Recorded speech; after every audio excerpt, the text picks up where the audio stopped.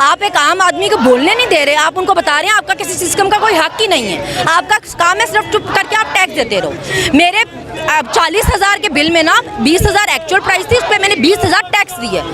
मेरा काम सिर्फ इस मुल्क में टैक्स देना है और मैं अपने राइट के लिए बात नहीं कर सकती। आज आपको याद आ गया सारा कुछ, आपने उसको इंडियन एजेंट ही बना दिया है कि इंडिया के साथ मिलकर प्रोपेगेंडा कर रहा है। सारे पाकिस्तान को नहीं पता कि इंडिया में कारोबार किसके हैं, दोस्तियां यारियां किसकी हैं, बगैर वीजे के लोग कौन बुलाता रहा है पाकिस्तान में, सबको पता है। ये चूरन मत बेचे, हम पता नहीं कितने सालों से ये चूरन खरीद रहे हैं। जी ये बताइएगा, रात के इस पहर गिरफ्तारी करने की क्या जरूरत थी, क्या फंसी पड़ी थी? क्योंकि हिम्मत नहीं है ना कि दिन में गिरफ्तारी कर सके, कर तो रात में भी नहीं सकेंगे तो, लेकिन आपने छोटी हरकतें ज़रूर करनी है। आप ये कोई आम लोगों का घर थोड़ी है जहाँ पे आप रातों को दरवाजे तोड़ के घुस जाएंगे। वो इमरान खान है, उसको गिरफ्तार करने की आपकी हैसियत नहीं है तो कोशिश भी ना करें ना।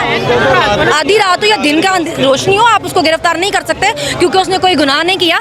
अगर उसने कहा कि किसी ऑफिसर ने अपनी ड्यूटी सही से नहीं की है और वो उसके लिए उनका एहतसाब करेंगे तो उसने कोई गुनाह नहीं किया है। जो भी ऑफिसर अपनी ड्यूटी सही से नहीं करता है उसको आपको चेक करना चाहिए। कोई भी ऑफिसर या इंसान एहतसाब के अमल से ऊपर किस तरह है। आप जवाब दें, आपने अपनी ड्यूटी अगर सही से नहीं किया तो आपको जवाब देना पड़ेगा ना। ये इदारों की बेइज्जती थोड़ी है।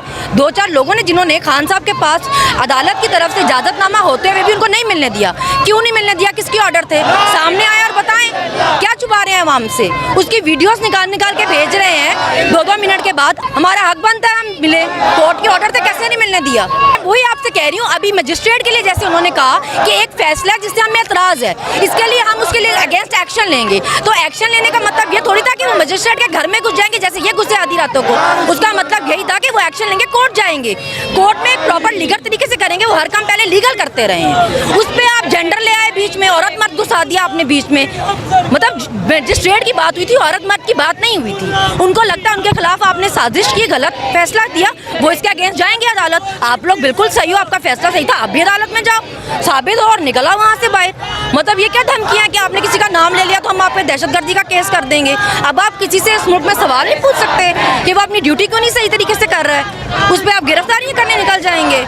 पीटीआई की क़यादत ने बारहा कहा कि इमरान खान साहब हमारी रेड लाइन है, इसे क्रॉस ना किया जाए। आपको क्या लगता है इन हथकंडों से, ऐसे अमल से अवाम का जो गुस्सा है उसमें मजीद शिद्दत नहीं आ गई? देखिए, अवाम ना ऑलरेडी बहुत फ्रस्ट्रेटेड है। आप एक आम आदमी को बोलने नहीं दे रहे, आप उनको बता रहे हैं आपका किसी सिस्टम का कोई हक ही नहीं है। आपका काम है सिर्फ चुप करके आप टैक्स देते रहो। मेरे 40,000 के बिल में ना 20,000 एक्चुअल प्राइस थी, उस पर मैंने 20,000 टैक्स दिए।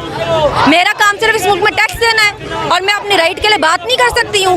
मैं बात करने से पहले सोचूं कि अगर मैंने किसी को ये कह दिया कि अपना काम ईमानदारी से करो तो पर्चा करा देंगे मेरे पे।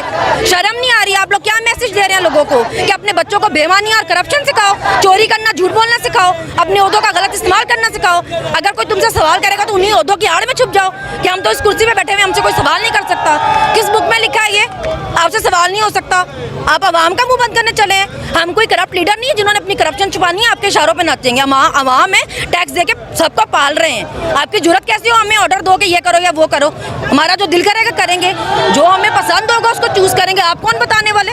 हम सवाल करेंगे, हमारा हक बनता है। ये तो वो है, हम किसी को अपने घर में रखें, वही काम हो गया। हम किसी को तनख्वाह पे अपने घर पे रख लें घर की हिफाजत के लिए, मगर डर के मारे उसको तनख्वाह देते रहे लेकिन पूछ ना सके वो घर कैसा रख रहा है। क्यों ना पूछे? हम पैसे नहीं दे रहे, इस मुल्क में रहते नहीं है। हम सवाल करेंगे, जवाब दो। अगर गिरफ्तारी हो जाती है तो ये मामला कहाँ जाके रुकेगा? क्योंकि मुल्क के अंदर जो एक नॉर्मल परसेप्शन है वो यही है कि इंतशार बढ़ेगा।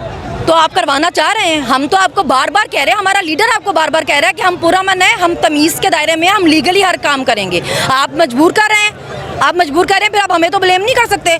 आपने किसी बंदे को पकड़ के उस पर पूरी साजिश डाल दी है कि इसने जी एक बयान दिया, उसके पीछे पूरा एजेंडा था। पूरी पीडीएम के लीडर्स पता नहीं क्या क्या बोलते रहे आर्मी के बारे में। तब एजेंडा नहीं था, तब तफरीक नहीं थी। अब उसके एक बयान से तफरीक पड़ गई।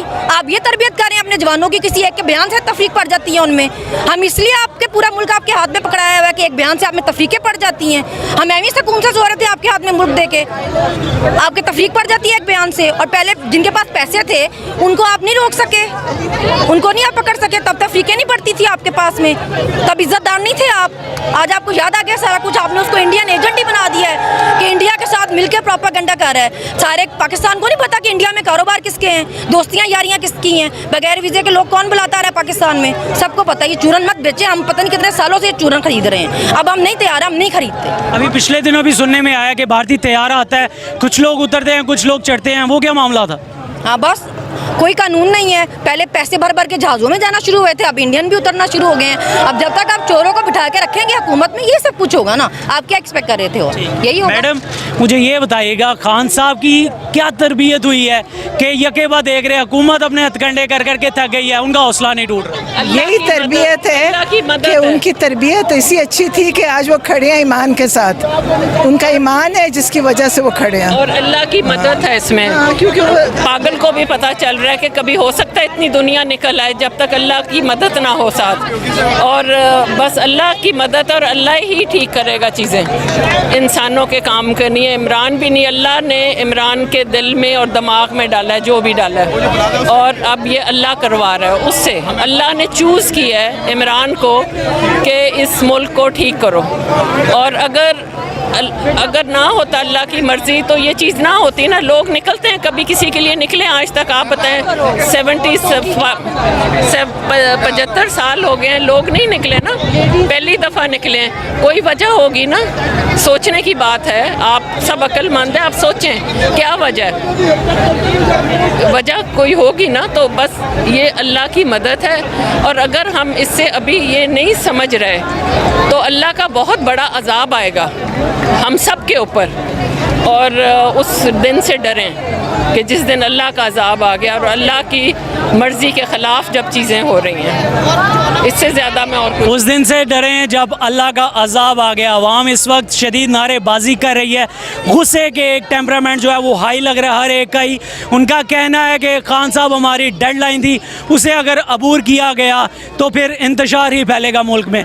इदारों को ये सोचना चाहिए कि इन इक़दामात से अवाम के अंदर क्या पैगाम जा रहा है, क्या इंतशार फैलने की जो एक उम्मीद है वो बढ़ेगी या शिद्दत आएगी इसमें।